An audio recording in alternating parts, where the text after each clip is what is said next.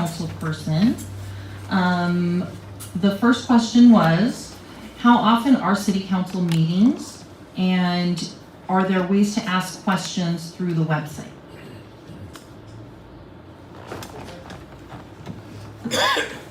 Our city council meetings are the second and fourth Tuesday of every month. Questions can be submitted to Juana at ci.guadalupe.ca.us, and usually it is by 2 o'clock on city council days that those questions can be submitted so that they can be used during public comment.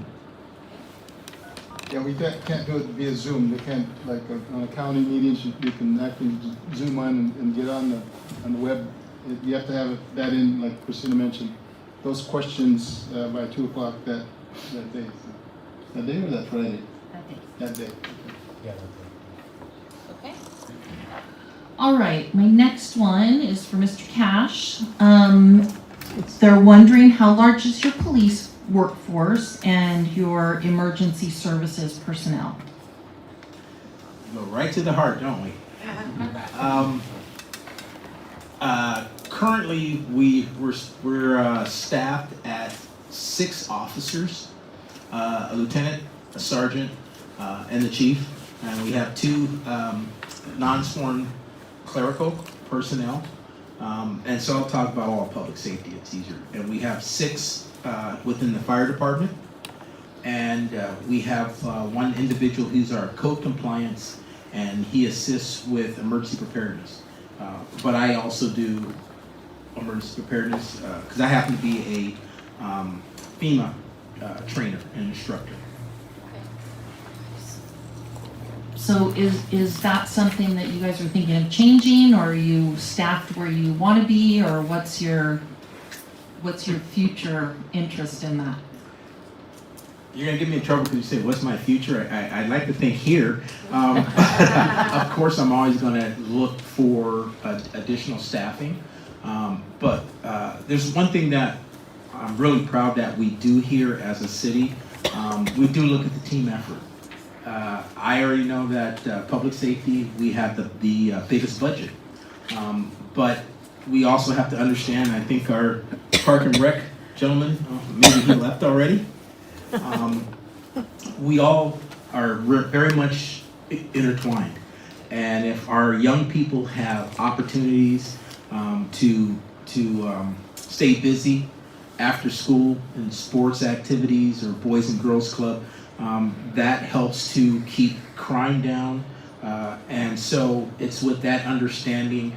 I'm not going to get everything that I would like, but if it helps the entire team, that's going to help keep our crime down, keep our kids busy, and we can look at them doing the things that they should be doing. So That is perfect, because that is a perfect segue to a question for Mr. Bodem about what is your opinion on our current recreation program supporting Guadalupe, and where can you see this growing? Well, I mean, it was a part-time department not long ago, and then it was one of the first one of the goals for the city council to put out there. And so it's evolving. It kind of got kick-started into a bigger program where there's a full-time recreation services manager and an assistant, a 30-hour person that sets up for the facilities. And our new who was here earlier, is the recreation manager. He puts on a lot of different events and whatnot, and I know that one of them, I know the mayor's, one of what he'd like to see more of is some active sports. And I know that our new folks are working on that for next year. But the program is really growing, and it's a high priority of the council, and the mayor really loves that department, so he might be able to add to that discussion a little bit. Yeah, I'd like to add to that. One of the things, if people are aware of Guadalupe, we have a real young population, and as a kid growing up here, one of the only ways that you could get out of the community is just to, first of all, stay in school and be involved in sports. And we have a pretty strong, Emily's on the Recreation Commission here, and we were just talking about how the football team and the cheerleaders did really well, and they're becoming recognized as as basically a powerhouse in football and also in cheerleading. But one of the only ways you can get out of a community is basically have an education. And personally, when in order to be active in sports, you have to have grades, and that really helps you and requires you to do well in school. But I think that there needs to be our budget for recreation is about $650,000, and there's only 2 individuals that are on the recreation employees. That's Cynthia and Anufo. And I do believe that we need to expand and she can hear me now, we can expand our activities for adults. There's still the programs, there's a lot of youth type programs, but there needs to be more youth, more middle, anybody from 25 and up, especially seniors and the middle, the millennials. There needs to be more programs for those individuals. So, yeah. Perfect. Thank you. There was a question, and I'll just put it to the panel, and whoever knows can answer. Knowing Highway 166 continues to be a topic of discussion in the community as it pertains to safe travel exiting Pasadena and school, how should residents elevate their concerns to be heard? So where can they send their concerns kind of beyond the community since it's already been addressed? I represent the city of Guadalupe on the SPCAG board, Santa Barbara County Association of Government. And this last meeting, we had a North County meeting, which is the North County representative, which is any city representative or board representative north of the Gaviota meets. We meet in Salvan. So last Wednesday we met, and Caltrans and I actually brought a document from that meeting because it's very important to Guadalupe. And on January the 21st, 2026, here in the auditorium, Caltrans is going to roll out all the programs that they have in this area, from the river, Santa Maria River, all the way to Betaravia. There's almost for Guadalupe itself, there's about $86 million that are going to hit Guadalupe in the bridge, and Highway 1 from the bridge to 166, from 166 to Seamus, and then another portion is from Seamus all the way to Depot. You're going to see tons of work that's going to be done over the next 5 to 10 years. With Pasadena, I asked the individual, there's only one exit from Pasadena, and we all know that. That's a problem, especially with the school opening. We met with Caltrans here because we wanted to push and open that Flower Street. Flower Street will be an exit from Pasadena, all the way from Pasadena, from Treasure Park across. There'll be an exit. There's actually going to be a four-way stop sign there. Before they said no, they're not going to put a stop sign coming on Highway 166, but they're proposed a stop sign. So within the next year and a half, 2 years, that whole intersection from the railroad tracks, which is near the cemetery, will have the signal lights there. Obispo Street will have the signal lights. There'll be sidewalk, there'll be sound fences along the way, there'll be a stop sign on Flower Street and an exit to Flower Street, to Pasadena from Flower Street. You'll have turning lanes for trucks. But remember this date, it's January 21st, 26. They're going to bring all the projects that they have for the whole area, including they're going to demonstrate Mahoney. Those of you that go to Santa Maria on Betaravia and hit Mahoney, that intersection is terrible, where you have to cross Mahoney going to Betaravia. There's a project that's going to go on into, maybe I'm too much detail, but there's Betaravia is going to be Betaravia Road on the freeway is going to be another project. Highway 135, which is Broadway, and Highway 101, there's another project that's going on over there. That's going to be about a 5-10 year project, but that's happening. So Caltrans will be presenting all these programs here on the 21st of January in the auditorium, and they'll have all their write-ups and things like that. But for Guadalupe itself, we have the Santa Maria River Bridge will be replaced. It's going to start. It's starting now. It's going to be probably the first of the year. That's a $62 million project. They're replacing the Santa Maria River Bridge. they'll build a bridge right next to it. They won't eliminate that other one until the new one is built. Route 1 and 166, that's a ADA. That's from the bridge this way to one. That's another 6.2 million. That'll happen in probably closer to the middle of next year. The Pasadena improvements, that's puts out to the summer of 2026, which is too far out. But that's all they can do. That's going to be an $18 million project. So, like I mentioned, all of these projects hitting and impacting Guadalupe per se is going to be 86 million, and it's going to take about almost 5 years for all of that to happen.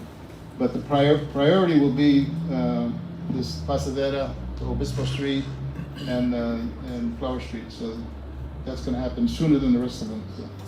Jennifer, if I could share, I know that this issue is very complex, and as the mayor said, we have it planned for 2028, but 2028 seems a bit too long. And so we need to make sure that our residents are sharing their concerns with the mayor, with the council member. So if we do see issues arise, we're also talking to the chief of police, reaching out to Caltrans, because this is on Highway 1.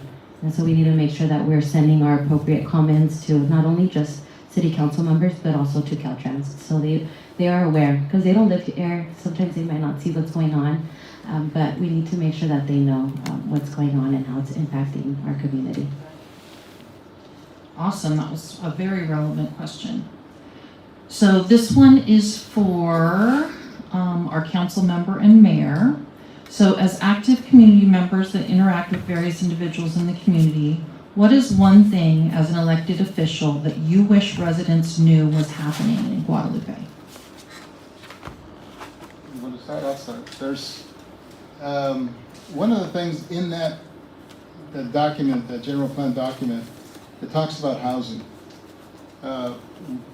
This morning I was out, I didn't have to, I went to play golf in Black Lake, but the cars from the field workers and the workers on that side had to be 150, 300 cars from the bridge all the way to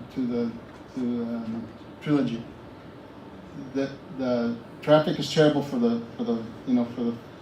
us and the farm workers.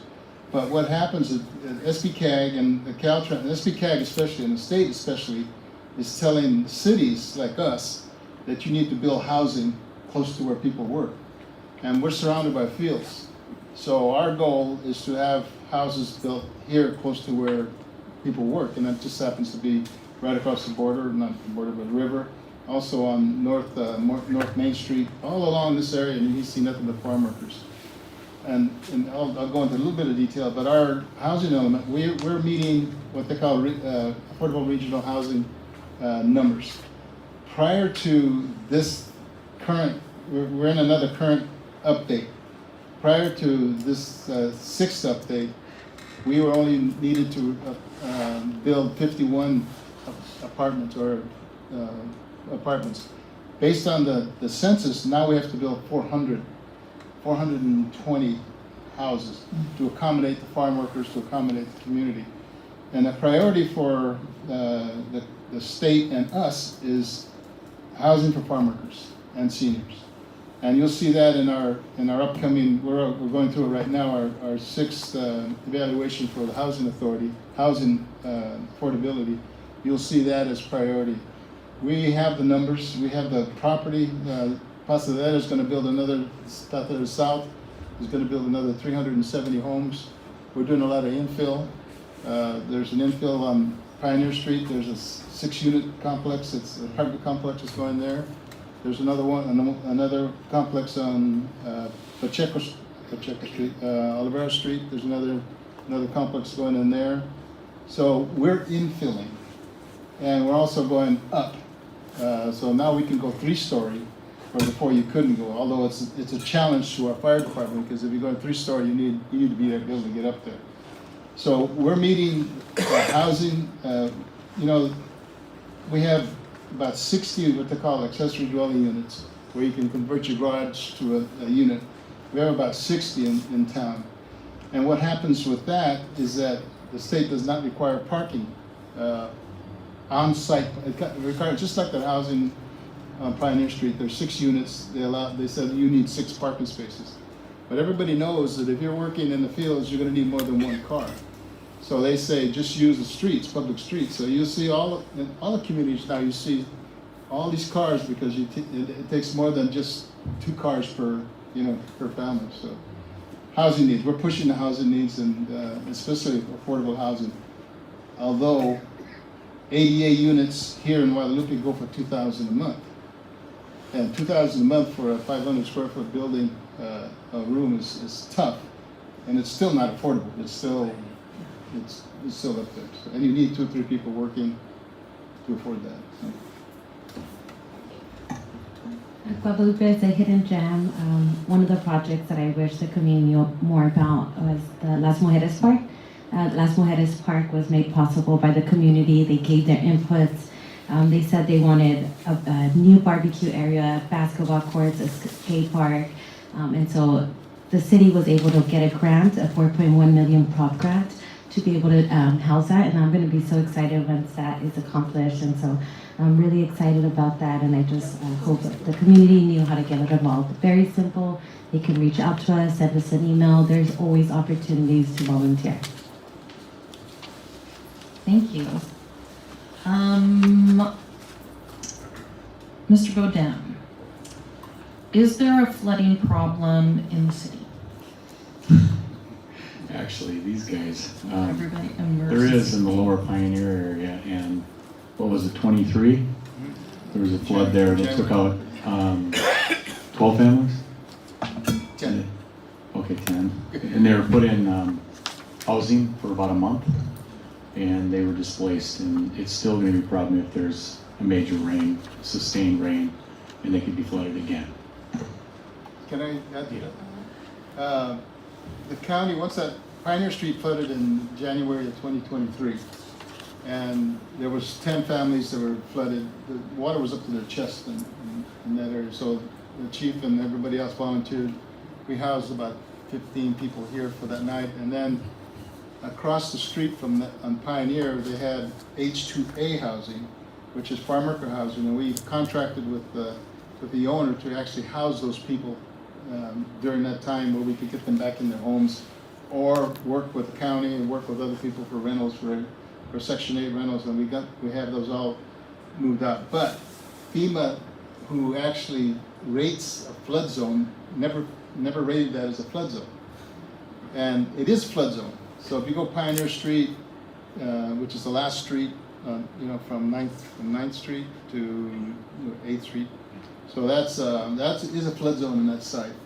So when you do build, and there's an apartment complex was built there just recently. I don't know if they moved in there yet, but they had to build it higher to where the water isn't going to disturb them. But and what the county did, because of that flood, they actually spent $6 million in pushing sand from Santa Maria River this way to where the water will stay in the channel. So thanks to Steve Lavanino and the group, they actually pushed money so they can be able to do that and protect that area. So right now it's still in the flood zone, and that's the lowest part of the city. So I'm sure during the last couple of days that our officers were down there looking and making sure that there was no water that was inundated that area. So. Okay, thank you. All right, a fun one. Are there cannabis businesses in town, and is it bringing good revenue? There's a retail cannabis store that opened in September of 2024, and there's a processing operation that's in town as well. And each brings in about $30,000 to $40,000 every quarter. And it's in its infancy, and it should, over time, hopefully it'll do even better. Can I add to that? Route 1 is the actual dispensary on 900 block of Guadalupe Street, and the other one is the Central Coast Processing, which is it's closed. It brings in cannabis from other grows, and it starts to break that down in terms of what that product is going to be when it's set. It's not the public thing. Well, they actually bring it in. You bring in the stem, and then you start carving it down. You start bringing the seeds and all that other things. So we had a little bit of issue with the smell, and I belong to the Area Pollution Control District, and there's a phone number on there if that's a question that you know, they call if there's an odor. But the community benefit is required of both of them to actually, and we're working on that now, to actually set aside, make sure that there's an allocated amount of money that's going to go to nonprofits, and they both are very forward with giving us resources to the different projects that we have, and to the city. All right. So this question is about whether or not there is a plan in case there are raids, ice raids in Guadalupe, and whether or not there are emergency,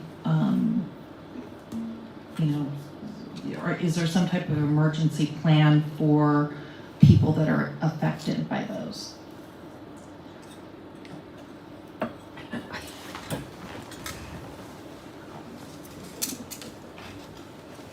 That's, I'm going to try to be very direct in that. With SB 54, am I correct? Yes. Through California, that prevents local law enforcement from assisting ICE in as far as the apprehension of persons that may be undocumented. One thing everyone really got to understand is our job is as city police. We are not immigration officers. And the thing that we work on every single day is to build trust and relationship with our residents. That's why I live here. You know, so they see, you get to see the uniform, but they get to see my cash.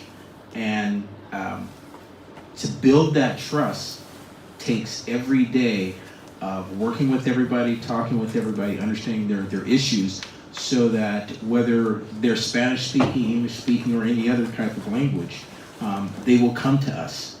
When you say as far as a plan, there is nothing written, but will we assist our residents with whatever needs that they do have? Yes.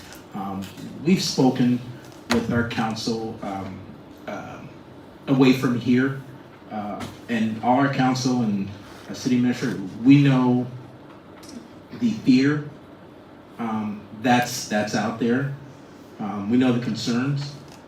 So I see it with the kids. If they're nervous that, you know, when I go to school, is mom or dad gonna be home? We mentor a lot of kids that are in that kind of situation. So for me personally, everyone here is our family. And we're gonna find ways to look after our family, to support them, to make sure that they feel safe. And we're gonna do what is legally right, but also we're gonna do what is humanly our responsibility. Can I add to that? You want to add? I know that this is a sensitive issue, but I'm really proud our city has an immigrant, or our community has an immigrant support team for Guadalupe. Todd has been a part of it. The mayor has sat in some of those meetings and answered questions. But being there, part of the community, listening to what their needs are, I think is something that I've seen city leaders do. The city mayor, he's helps host food banks at the distribution, and he hears directly from our residents the impacts and the challenges that they're facing. Part of our immigrant support team, we were able to host Know Your Rights in city facilities.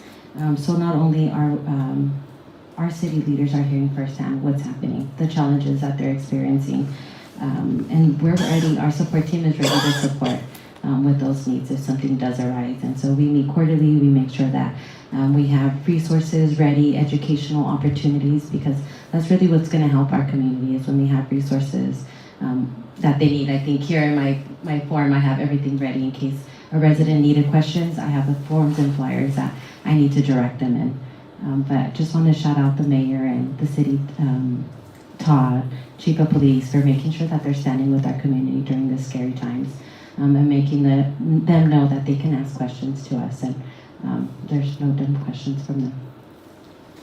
I think last night I was at a meeting where the immigrant rights group met at Florida Day Church, and they're part of the group that puts out the No King demonstrations.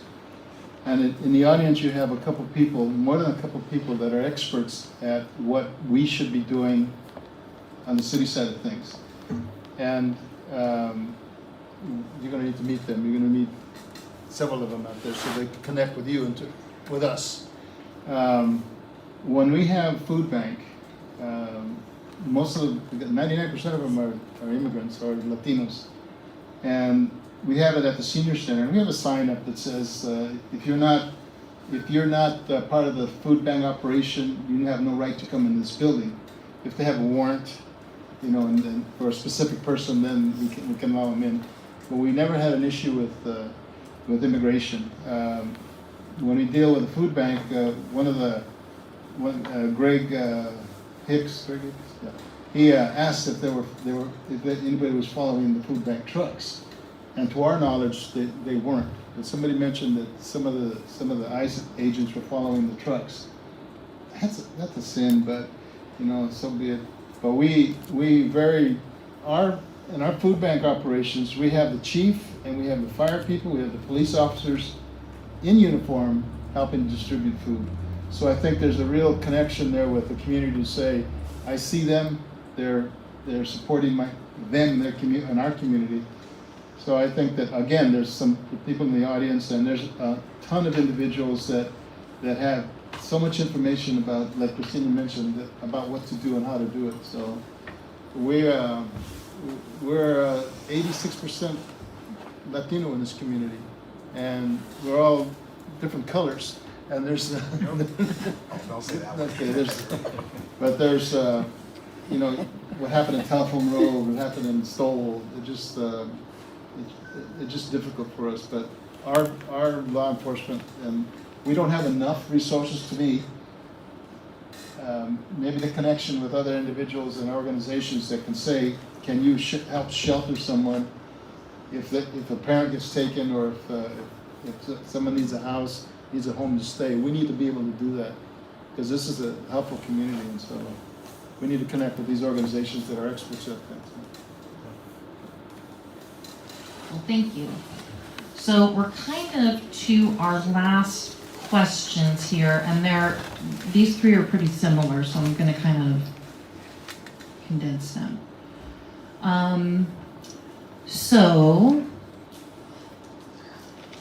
how can the city improve communication efforts to reach our city residents and increase engagement?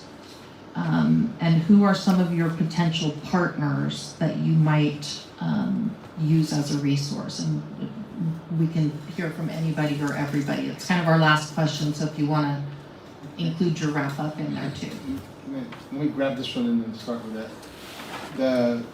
Todd mentioned, and one of our elements is the community beautification, and there's an effort by it's called city has a nonprofit, Guadalupe Community, what's it, Guadalupe GC Coalition, GCAC.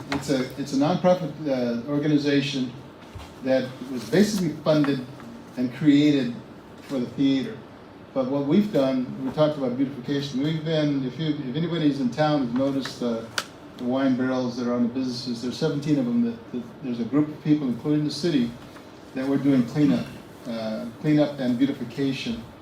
With that, especially with working with the GBA, there's people from Pasadena that are part of this. We had a meeting. My wife had a meeting with them yesterday about what our next project is going to be.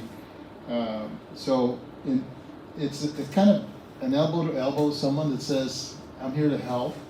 And there's a lot of people in Pasadena and a lot of people in Guadalupe that are willing to help. And there's this feeling that Highway 166 divides the community, Pasadena and Guadalupe. But with working with different individuals in both areas and showing that we care about Pasadena and they care about us, and being face to face with them and getting our hands dirty and cleaning. This coming Monday, if you have nothing to do, we're cleaning up the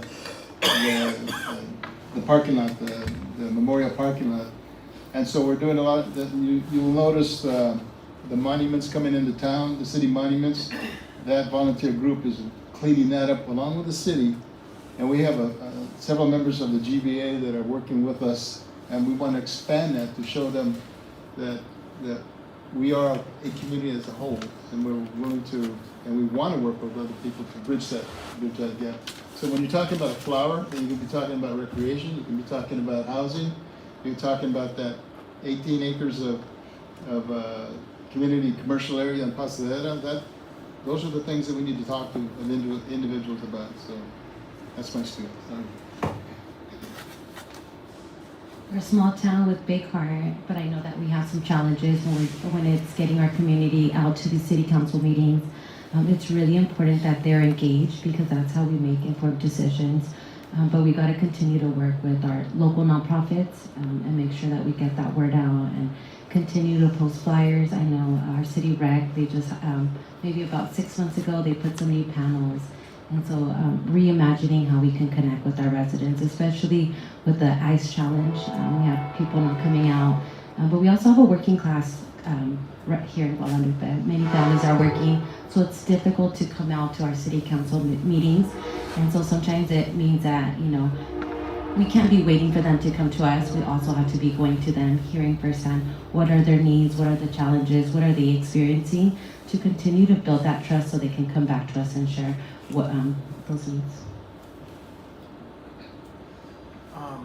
This is not really related to the communication as much as just on any given Sunday, the city has about 30 million in grants going in various projects that I handed out here. The former Central Park project, City Hall repair project, the Amtrak Transit Hub project, lift stations, Leroy Park Phase 1 and 2. And we didn't mention Escalante Meadows, did we? That's a brand new $80 million project with 80 units. There's just a lot of great, the Royal Theater, 2 $5 million grants for like a $13 million project that's underway. Should be starting next year, early. And then again, all the landscaping efforts that the mayor's talking about, beautification. I just want to throw that out there. There's a lot of positive things happening, and a lot of it's grant funded. As kind of wrapping things up, I really want to impress upon you what an outstanding city that we have. I'm sitting here and I'm listening to, we'd say, some of the challenges, but we have a League of Women Voters. I'm from a single family home, just my mother, and I see the ladies out here, and that is strength. You guys step up and put something like this and other things together. That for me is like the spirit of Guadalupe. And I've worked, I've traveled every 50 states to teach for FEMA, and I get to see communities. And you got two of the people here. I am definitely at the retirement age anytime I feel like it.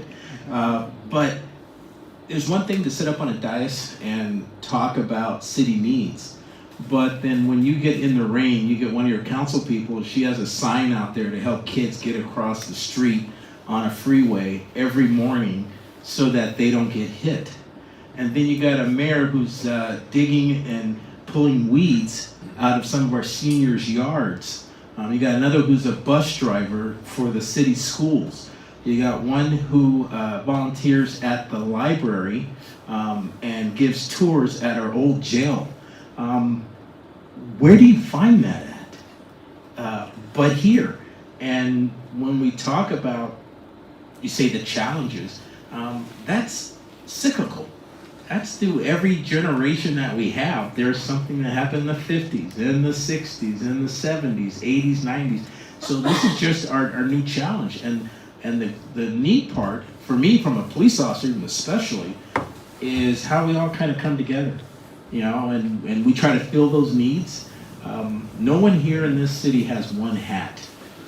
We might complain behind closed doors about it, but when we need some work done, everyone gets out.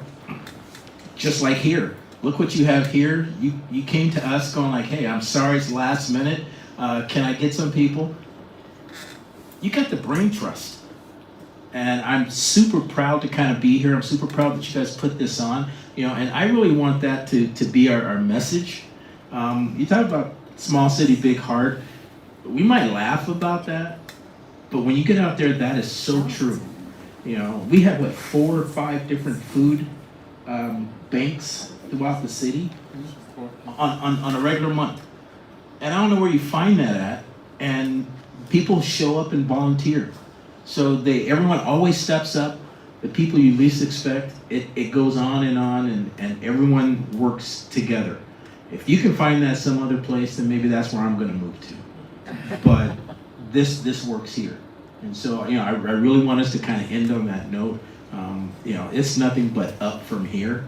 It's just a matter of us looking out for each other and making things happen. So, I put it out there as a police officer. Anyone want to come here and mess with us, you're messing with everybody. Well, thank you. We really appreciate